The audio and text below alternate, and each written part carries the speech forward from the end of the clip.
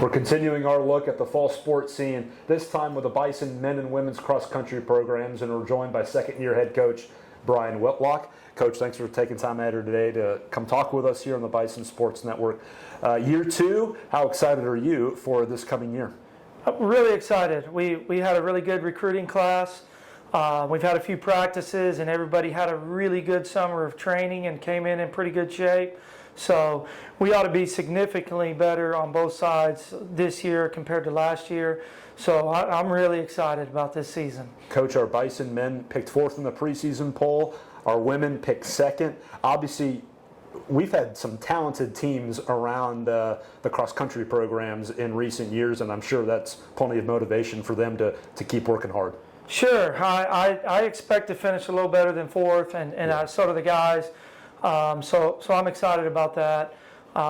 Women, I think we're preseason number 2, but we'll be in good shape to compete for a conference championship. We've got a good group of girls returning and a good recruiting class. So I'm excited about both of those. I think both will do a little better than their rankings. Yeah, totally.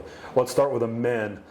Max Wheeler is one of the most decorated runners we've had since joining Division II, 6-7 years ago, and to have a guy like that back to lead our men, how important is that for us?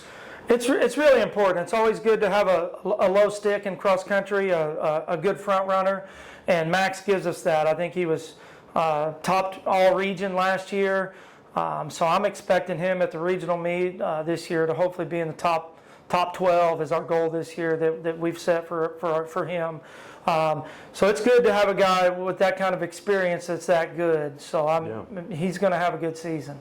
And can you discuss some of the incoming freshmen that we have that Sure. are going to contribute? We have a freshman from Kenya that is going to be really good. He's running with Max right now on some things, and so he's going to be really good. Rogers Kiplagat is his name. We had a really big freshman class. I think I have 7 or 8 new guys, but we have a kid that was All-State in Texas, Emery Creighton out of Tyler, Texas. We have Michael Parker, who was All-State from Norman, Oklahoma. He had a really good season. We have another freshman, a few other freshmen too that have had some good careers. So our depth is going to be really good this year. And then we have some good returners as well. James Williams has had one of the best summers that I can remember in a long time, and he's running really well right now. And so we're going to be, I'm excited about that group. And on the women's side, Sophia Strange comes out and wins the GAC championship, the individual title last November right over here in Shawnee. And Sophia and Kayla Magruder, another senior returnee. Can you discuss those two women and how you see them leading our ladies this year? Sure. Both are in great shape. They had great summers. Excellent. Both of them are excellent leaders.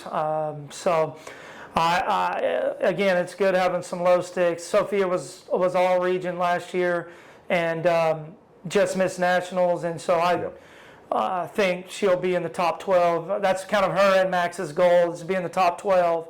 Kayla's another girl that she had her best summer of her life, and so I'm excited about what she's going to do this year. I think she can potentially be an all-region performer. Hoping to go 1-2 in the conference with those two girls. They kind of dominated the spring track meet and the distance events. Between those two girls, they scored 40 points. Over 40 actually. So they're going to have, give us what we need to not only compete for a conference championship, but have an outside chance of maybe being a national meet and the talks to maybe be a national meet qualifying team. Okay. So. All right. Since everybody asked this question, and I'll throw it to you, the training regimen for runners. Obviously, we're putting in numerous miles a day to reach that peak come November. Discuss that for us, because the average Joe is now running 8 miles a day. Yeah, my friends always give me a hard time. They always say, how hard can your job be? You just tell them to go run. There's a lot more science involved in things like that. But yeah, my guys, So some of my upperclassmen guys like Max and James Williams, I mean, they're running 70 to 80 miles a week. So if you do the math on that to determine how many miles they're running a day. But yeah, we typically, in the heat right now, it's really hard we can't run outside much in triple digits. So, I mean, we're up, this morning we met at 5:45 in the morning for practice. And then those guys come back, and then we got to figure out when our second run's going to be. Right now, we'll probably run inside. We may wait and go at 8 o'clock this evening. So the life of a distance runner, you're up early, and then you still got to come back and do another run. There's no afternoon naps because usually we're coming back and getting a second run. And then all of our hard days are kind of the same way to beat the heat. I mean, we practice almost 4 or 5 times a week. We're meeting at anywhere from 5:30 in the morning till 6:30 in the morning and getting our runs in consistently almost every day. Don't sign me up for that just yet. Coach, we appreciate your time. Good luck next week at the Rogers State Invitational. That's Sure. on August 31st, and we'll catch up with you later. Okay, thank you. That was Bison men's and women's cross-country coach Brian Whitlock. The team going out to the Rogers State Invitational on August 31st for their first meet, and we wish them luck. For the head coach, I'm Clayton Coffman. We'll be back next time on the Bison Sports Network.